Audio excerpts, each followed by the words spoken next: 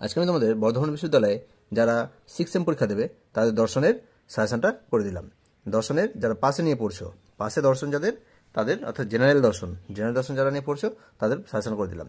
তোমাদের কোর্সটা কি আছে, ডিএসসি 1B, এই বিষয়টা যাদের আছে তাদের এটা সাজেশন করে দিলাম।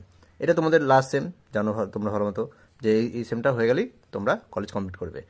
তোমাদের এই সেমের ডিএসসির যে পরীক্ষাটা হবে 2025-এ, তার কয়েকটা প্রশ্ন অর্থাৎ মাত্র 10টা প্রশ্ন আমি এখানে তুলে দিয়েছি। এই 10টা প্রশ্নের মধ্যেই তোমরা পরীক্ষা কমন পেয়ে যাবে। দেখে নাও তোমাদের কী কী প্রশ্ন দিয়েছি, এক ঝলক দেখে নাও। এই কটা প্রশ্ন করে গেলেই তোমরা এই পরীক্ষাতে তোমরা সব কমন পেয়ে যাবে। তোমরা দেখেছো এর আগেও সাজেশনে তোমরা কমন পেয়েছো, আবার এটা আমি তোমাদের দিলাম। এরপর আমি সেক পেপারটা দেবো, অর্থাৎ ফিলোসফি সেক পেপারটা দেবো। তোমরা চ্যানেলটা সাবস্ক্রাইব করে রাখবে, দেখবে সাজেশনটা এর মধ্যেই পেয়ে যাবে। 1-2 দিনের মধ্যেই আমি আপলোড করব। দেখো কী দিয়েছি প্রথমে। 1 নম্বর, অন্ধকারকে দর্শন দ্রব্য বলা যায় কি? অন্নম ভট্টকে অনুসরণ করে লেখো। অর্থাৎ অন্ধকারকে কি দর্শন দ্রব্য বলা যায়, এই প্রসঙ্গে অন্নম ভট্টর আলোচনা করো। স্টার দাও, দেখো আমি স্টার করে দিয়েছি, অর্থাৎ ভেরি ইম্পর্টেন্ট, এটা পরীক্ষায় পেয়ে গেছো। ঠিক আছে।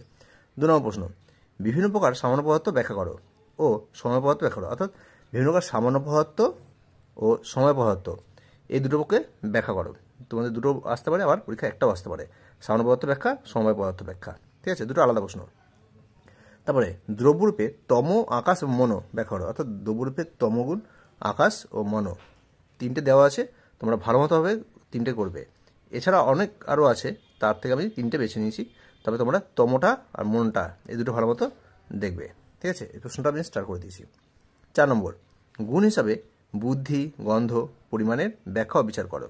তাহলে গুণ হিসাবে বুদ্ধি, গন্ধ, পরিমাণ, এখানটাতে 3টে কথা আছে, বুদ্ধি, গন্ধ, পরিমাণের ব্যাখ্যা ও বিচার করো।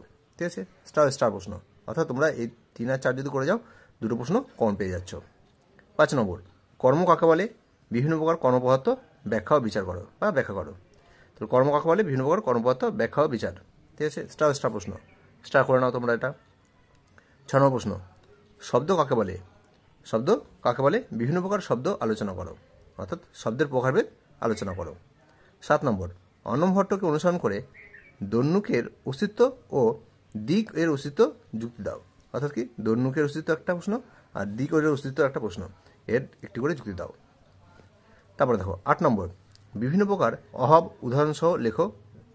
তাহলে কি আছে, বিভিন্ন প্রকার অভাব উদাহরণসহ লেখো বা উদাহরণসহ আলোচনা করো। ঠিক আছে, এই প্রশ্নটা আমি একটা রেখেছি। দেখো এই অভাবেরই ভাগ আছে দুটো, সংসার ভাব আর অনন্য ভাব আছে। আমি সংসার ভাবটা দিলাম, এটা তোমরা ভালো করে যাবে, এটা স্টার করে নিতে পারো। সংসার ভাবটা, সংসার ভাব প্রকারভেদ সহ আলোচনা করো, মানে অভাবেরই একটা ভাগ সংসার ভাব। এই সংসার ভাগের যে আবার ডিসকাস আছে, সেই ডিসকাসটা তোমরা ভালো মতো করে যাও, এইটা কমন পেয়ে যাবে। এটা আমি স্টার করে দিলাম। ঠিক আছে। 9 নম্বর, জাতিবোধক হিসাবে তুল্যত্ব ও রূপহানি ব্যাখ্যা করো। তা জাতিবোধক হিসাবে কী দিয়েছি? তুল্যত্ব আর একটা রূপহানি ব্যাখ্যা করো। তাহলে 9 নম্বর প্রশ্নটাও ভেরি ইম্পর্টেন্ট, স্টার করে যাও। 10 নম্বর, অন্নম ভট্ট স্বীকৃত পৃথিবী বিষয়ে লেখো। তা অন্নম ভট্টকে স্বীকৃত অনুযায়ী পৃথিবী বিষয়ে আলোচনা করো বা ব্যাখ্যা বিচার করো বা লেখো। ঠিক আছে, এই হচ্ছে মোট আমি 10টা প্রশ্নকে এক জায়গায় করেছি। তোমরা এই 10টা প্রশ্ন ভালো মতোভাবে দেখে যাবে, এর মধ্যে থেকেই তোমরা কমন পেয়ে যাবে। আর চ্যানেলটা ভালো লাগলে অবশ্যই সাবস্ক্রাইব করে রাখবে, তোমাদের বন্ধুদের শেয়ার করে দেবে, কমেন্টে জানাবে। আর এই প্রশ্নের উত্তর যদি তোমরা না পাও, তাহলে আমাকে কমেন্টে জানিও, আমি উত্তর তোমাদেরকে কমেন্ট বক্সে দিয়ে দেবো। ঠিক আছে, দেখো।